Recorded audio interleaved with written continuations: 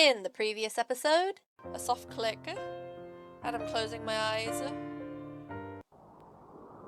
There's a rush of air, the sound of the world dimming around me, like a song coming to its inevitable end.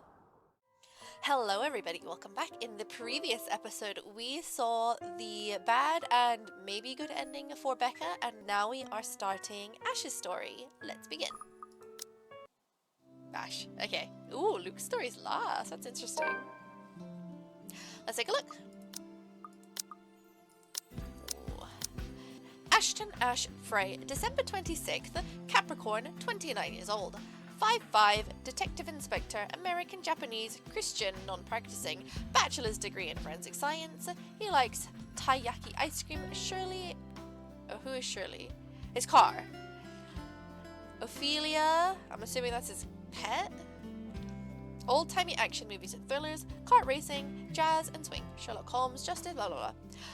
There was little love between his parents, and though he grew up privileged, he found little joy in student life. He saw the standard testing system as a chore and considers his popularity among his peers to be an annoyance. Rebecca was the only one he considered a friend in St. Goretti, and he was no better when he went into university. If anything, his indifferent outlook got worse with his parents' divorce. He initially took law, but was quickly disillusioned by how heavy-handed and abused the system was. Forensic science, on the other hand, became fascinating for him. He served a brief time as a police officer before he applied to join Luxmore's Criminal Investigation Department. Early on, he was too eager to deal out justice, but his numerous years in service became quite the learning experience for him. Now, as a detective inspector, he's been assigned to his biggest case yet. Parties have never really been my thing. They're always such a hassle, and it takes so much time off my day. Prior plans and commitments cancelled, all for the sake of playing along with others. Welcome everyone. I hated them even as a child. Please, make yourselves at home. But Mom often insisted. She'd slick my hair back, put me on one of those stuffy dinner jackets, and if there were any children around, urged me to make friends. Never mind how ugly, loud, or tedious it was all for the sake of keeping up appearances. To some extent, lies have always surrounded me long before I've chosen what I wanted to do with my life. Luckily, there were easy ways to tune everything out, and much to my mom's frustration, I always managed to sneak my CD player along. I kept to myself and to my music. I had my own little world. Until I learned to observe. Oh, so edgy. It's a simple matter of awareness, really. And for someone with keen eyes, a skewed necktie or a simple flick of a wrist alone could tell volumes about a person. I still don't like parties, especially ones as big and fancy as the Rice's housewarming. However, when there's actually a reason to go to them, I figure they're not too bad. Be careful with Shirley, alright? Besides, like it or not, it's all a part of the job. I'm here on a mission. Wait, did his parents get invited or what? One that has the name Luke Wright plastered all over it. You'd think the man would want to remain inconspicuous after his name was linked to several high-profile crimes across Loxbourne. Granted, most of it have gone cold over the years, having stagnated without any lead or evidence, but that still doesn't make him any less of a suspect. Yet here he is, throwing a party in his own backyard. Although having observed the man this past year, I'm not even shocked. He craves it, the damn spotlight, constantly yearns for attention like a neglected puppy. It doesn't take a genius to figure out why he's nowhere to be found in his own party. But that's not the problem here. What pisses me off is how far his reaches extends, how close he has creeped into the lives of the people I care about. Again, Luke, like a stubborn itch you couldn't be rid of. First Professor Clark, then there's Isabella. I also spotted Z-Man here a while ago, and now there's also Rebecca. Apparently. Ashton? Becca? What are you doing here? I was invited. Really? I had no idea you were friends with the host. That explains things and makes this difficult all the same. As if getting a contact among the staff to sneak a name into the guest list isn't hard enough. The guy almost ditched me last night and might have placed another setback on my investigation if it wasn't for my generous tip. Then here comes Rebecca, another person to mind. Well, it's my parents, actually. But that's beside the point. What are you doing here? You hate parties. I still do. I'm just here on behalf of a friend. A necessary lie. I can't bring my own friends into this any further than what they found themselves in. Okay, so Ash snuck his name in. Because if Luke Wright so much as harms a hair on either Zach or Rebecca's heads, there will be a hell to pay.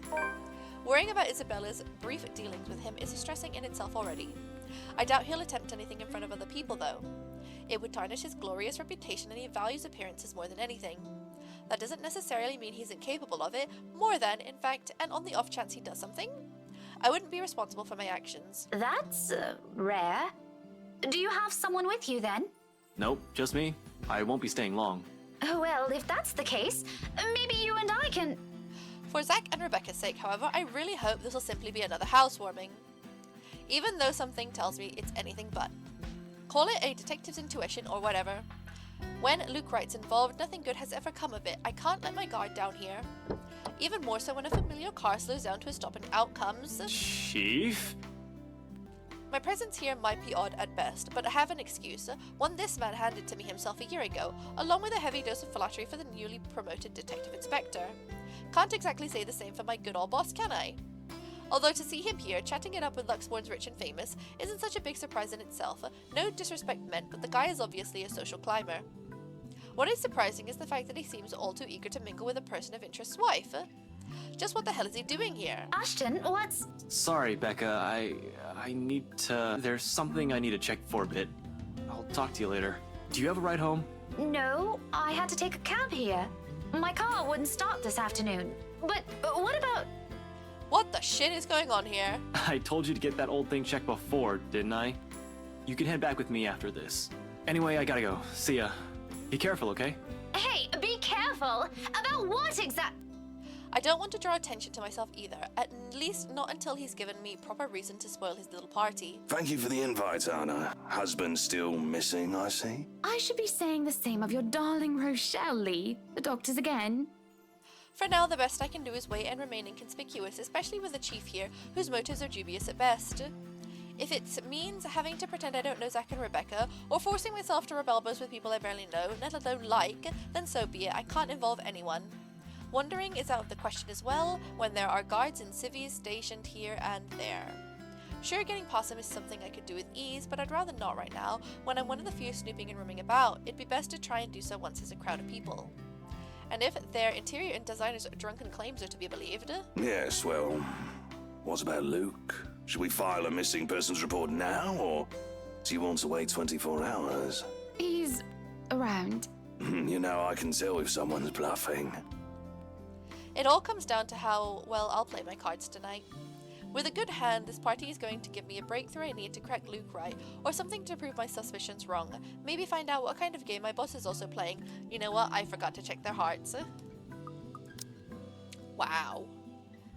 Good, bad, good, bad, good, bad, good, me, bad. Wait, 1, 2, that's 3 bad and 3 good.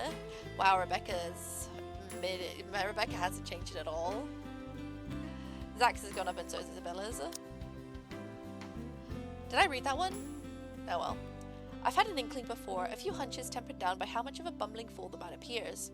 But one does not simply deal with the rights and get invited to a party they host without wanting anything from either of the two. Or is it the other way around? So, with a last wary glance at the two, I head into the ballroom. I just hope this will not complicate things further. Shit. By the time the party is in full swing, night has fallen, yet there still isn't a Luke Wright in sight. The man can be quite ostentatious, but this, frankly, I'm impressed.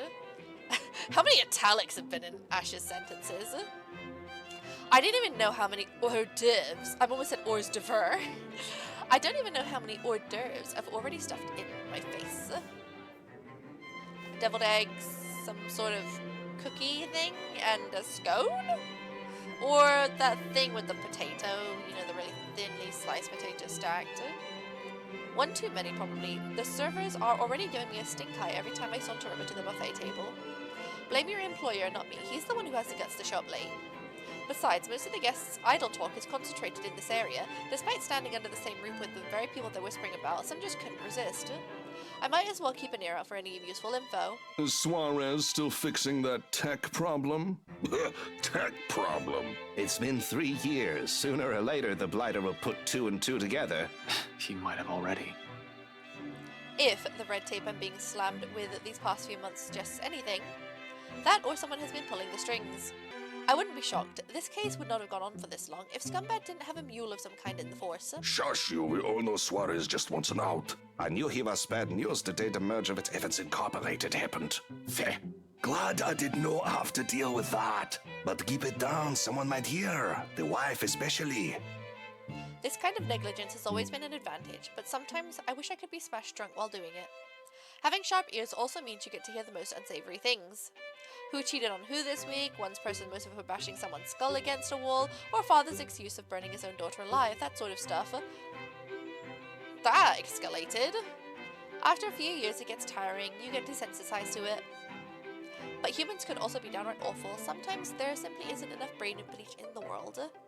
Sadly, the wine is a no-go tonight, and mostly for show. I'm up for another drive later, for one, and I definitely want to be sober in case anything comes up.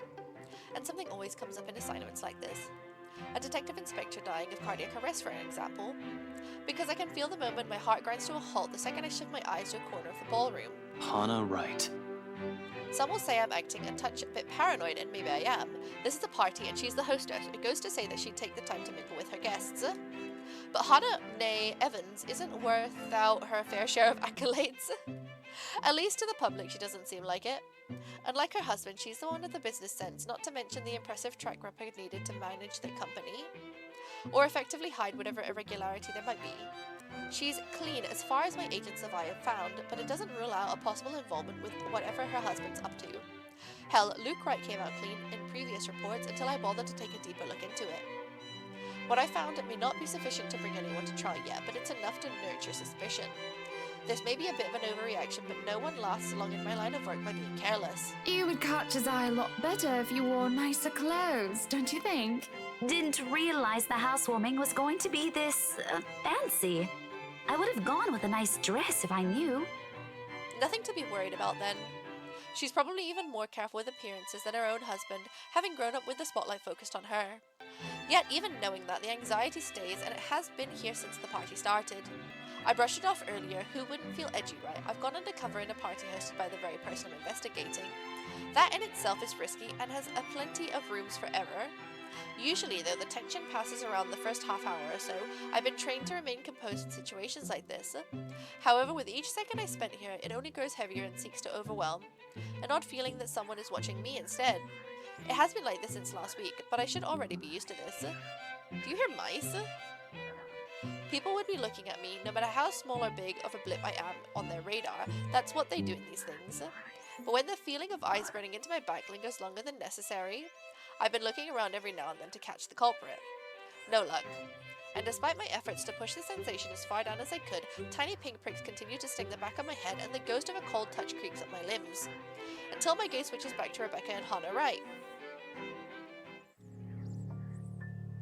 Oh yeah, I remember this. She stands there, dark-haired and dirty, sticking out like a sore thumb. Even so, no one seems to notice. Although she's looking away from me, her mere existence here strikes, disturbs. A sense of tunnel vision binds while I stand stock still and gape at her like my life depends on making sure she stays where she is. I feel trapped in her presence until another guest bumps into me, yanking me out of my stupor. Only then do I realize that I've been holding my breath. So he has seen the ghost. Before I could figure out what happened, she's gone. A quick scan of the room yields no sign of her. The party continues on as if nothing is amiss. I'm not really one to judge, but I'm sure someone like that would not have been allowed in a fancy thing like this. What has the security been doing here? Are they really that incompetent for someone so distinct to easily get in without notice?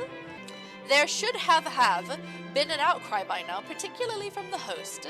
She's been standing almost an arm's length away from the woman, and yet she simply continues to talk with Rebecca. Oh, the professor! And your little Becky! My parents couldn't make it since they're in Scotland right now. And Mom says hi, by the way. Is there something in the food then? That I'm starting to see things? It couldn't have been in the wine, though. I'm every bit as sober as when I first stepped off my car. I mean, the hors d'oeuvres could have contained alcohol. The hors d'oeuvres But why would anyone want to do that? Why would Luke Wright want to do that? I mean, he's an alcoholic. He's fishy, but I couldn't see why he'd ever think it'd be a good idea to lace the food he'd serve at his party with someone like Chief Lee on his guest list to boot. He has been linked to narcotics trade, yep, however the kind of tactic is below him, that much I could tell. Unless there's a mass murder waiting to happen here tonight, which I highly doubt. So... What the fuck was that? But there's no time to look deeper into this, even if I want to. Not when a telling silence comes upon the room and draws everybody's attention to the main doors of the ballroom. About damn time. Good evening, ladies and gents. Enjoying the party? I hope I'm not too late in welcoming you all to the Wright Mansion. I've been tailing this guy for a while now. Before that, I heard stories from previous officers who tackled this case, none of which are pleasant.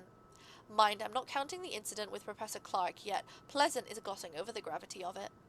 While Wright's good at covering whatever shady stuff he's doing, he's shown to be a really rotten guy. At least, that's the case when he thinks of none of his peers are around to judge him. I've lost track of how many counts of verbal abuse and harassment cases the guy could be pinned with. Fuck, he even tried to make a move on Isabella back in the open house, right in front of his wife. Standing in the same room as him doesn't make me want to punch him any less. Actually, the urge is stronger, but protocols, my case, first and foremost. My own opinion of the man shouldn't get ahead of my purpose here. If I want to put him in his place, it should be in a court with all the proper charges filed against him.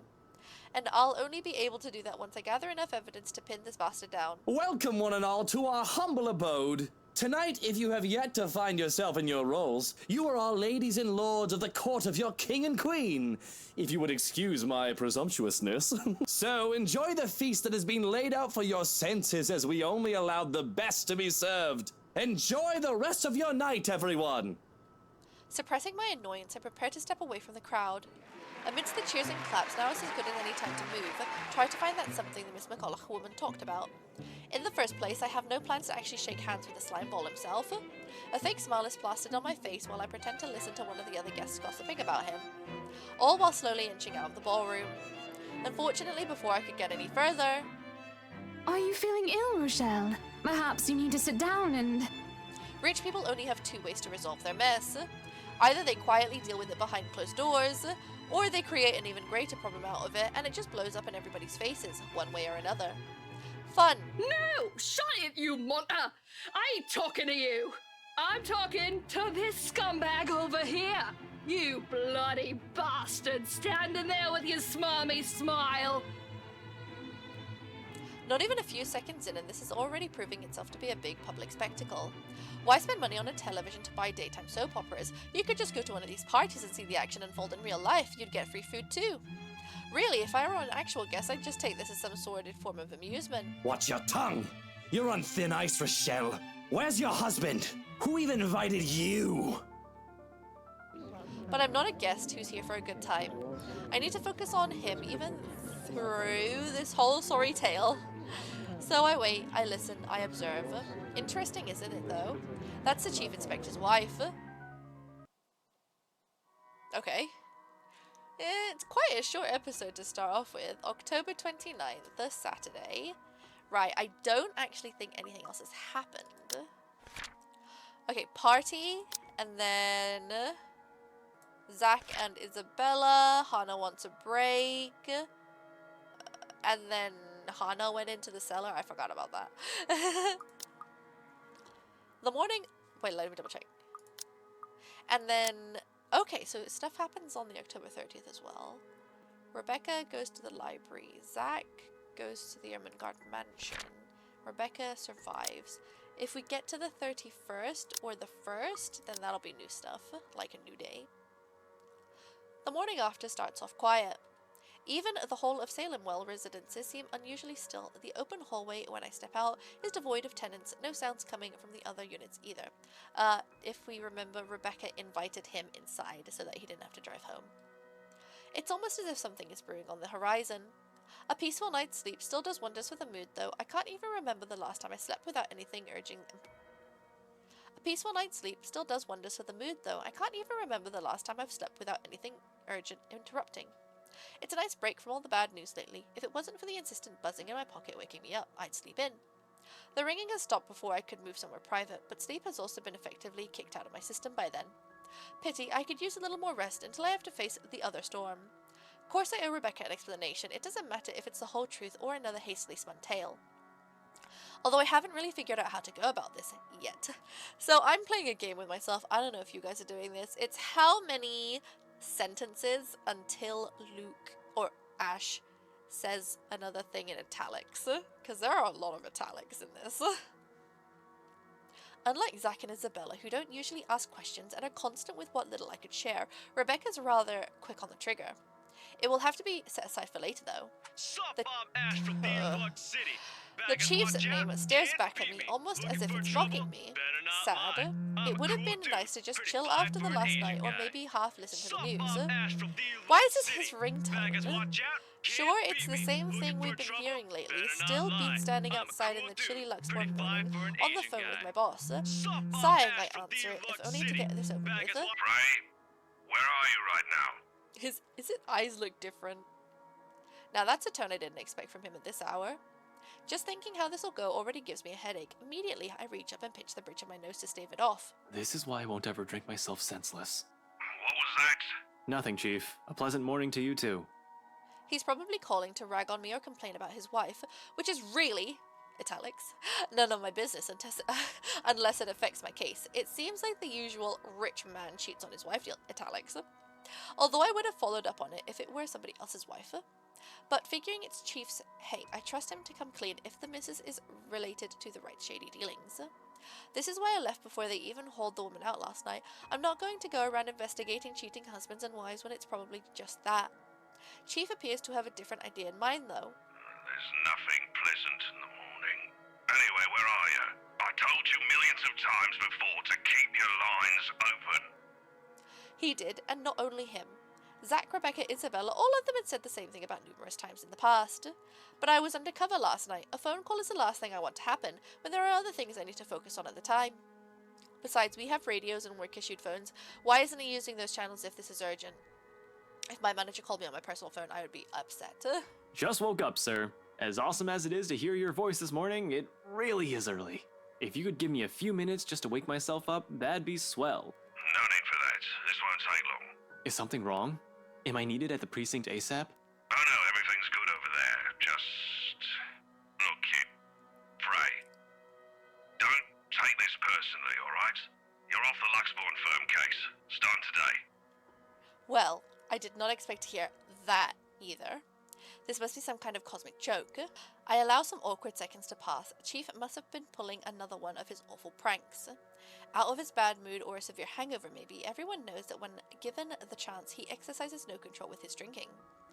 If it wasn't for his wife causing a stir, he'd probably be trashed an hour in at the party. He likely drank more after they threw her out of the ballroom. Besides, his sense of humor has never been good. It's just infuriating most of the time. But when he doesn't follow it up, if I sound a tiny bit frustrated speaking to my own superior, I'm not the one to blame. Wait, no. What? Are you kidding, Chief? Is this one of your practical jokes again? The temps won't say anything about it, but It's not that. They're orders. From the higher-ups. Ah, the higher-ups, yes, my favorite word. Since when did the higher-ups ever care about what the criminal investigation department did? As far as I could tell, they don't give a hoot if CID is filled with cold cases as long as we keep the spending low. When I need to view those old case files though, they're locked away in the archives. You're gonna have to check with the higher-ups. I need to access these reports, see if the higher-ups would allow it. Every step, every move in this case, there isn't one that hasn't been gated by some authority. If it's not the chief, it's a commissioner, or so they always tell me. If it makes one wonder why they even bothered assigning it to anyone, not a single one of them has done anything to help move with the case. And they wonder why it has taken this long for even a hint to progress the show. you can't just drop this on me. You can't just take me off like that. Yes, I can. And I'm sorry, Ashton. You're a good detective. One of the best I've seen in years, but... 3 years, Chief. 3 years! 3 years since an anonymous tech leak blew up. Since Luke Wright's name was openly linked to several nasty dealings within Luxbourne's corporate world, some of them involving deaths. 3 years and I was the only one who made it this far. I've made much progress that officers with more experience weren't able to do when they handled this case. Just within a year and with barely any help from the damn brass at that. Of course I'll be pissed. Do you know what would have happened if I didn't work my ass off on this thing? If I didn't dedicate a whole year of my time on it, it would have gone cold. Like every fucking case Luke Wright has been linked to. I saved this from getting thrown into the archives, sir. Pardon me. I yawned. I'm getting close. If you could just... I'm fully aware of what you've done, Frey. But the Commissioner hasn't been happy with your progress. Still too slow by their standards. Too slow? Well, what about those reports I filed? I've documented every freaking thing for them. I've given you every important lead I can gather. Isn't that enough? They need results, not a bunch of research papers. Not one baseless assumption after another. Concrete proof, Frey. I'm really sorry. They've already made a decision. They're going to pass this on to someone who's been in the force longer. Someone who has more experience. Someone who has more experience? They meant nothing by it, but you're still too young to work on a case this big. Chief, I've already done more than what those old farts ever did behind their desks. All of it, within just a year of being assigned to this. Watch your language, Frey. Those are your superiors, I'm not some damn rookie fresh out of training. I'm as qualified as they are. Futile, I know it is. They'd never say it within my earshot, but from the very minute I stepped into their precinct, the lot of them had underestimated me, from their stares alone to the assignments I get. To them, I'm still just a kid, too young, too green, too inexperienced. And once they pull, he's 29, and once they pull that card on me, every argument I have gets thrown out the window. No matter how logical it is, how much I've accomplished, what the records say, or the amount of work I put in every investigation they've thrown my way. We're all aware of your skills, kid. You wouldn't have that badge and rank if you weren't good enough. However, this case is just not for you. Too high profile, too risky to put a good officer like you in harm's way. Can he even hear himself? The reasoning in itself is odd. No one joins this line of work without knowing the dangers of it. Don't I get a second chance? You said it yourself. I'm a good detective. It'll just be a matter of time before we can close this. It doesn't matter what I think, Frey. You're off the case, and that's final. I expect all related files and documents on my desk by Monday morning. And don't even try to go touch anything. I know how hard-headed and determined you are. Chief, please. A few more weeks. I'll have the proper evidence left on your desk by then. I swear it won't take longer than that. Fred, it's too late, boy. I've already informed the other officers. You aren't to be allowed access until you've been given a new assignment. Now just keep out of the precinct, Frey. Take the weekend off. Seriously, Chief, is this about last night? If this is about me being at that party, I have a good reason for— You were at the party. It makes me pause. His wary tone, the sudden careful note in his voice. Slowly, a frown forms in my face, my eyebrows knitting together in confusion. Much as I hate to say this about my own boss, there's also suspicion in it. Hard to not think of it of that way, since how he acted around Hannah Wright last night. Is he worried? Why should he be? Anyone was invited. I don't doubt for a second why he received an invite, even if his presence was questionable. There's something wrong, and I've unintentionally walked into it. All I have is a sneaking suspicion, but when one looks at this from a different angle, I put everything together. Okay, wait, so Ash is saying that he was at the party makes the chief wary because the chief wasn't supposed to be at that party or something.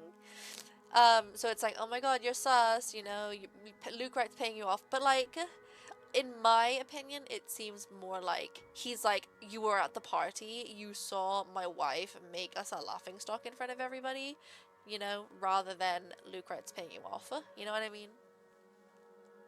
Why the hell have I been taken off this case? Might be the same reason he was there in the first place. Fuck. Yes, Chief, I was.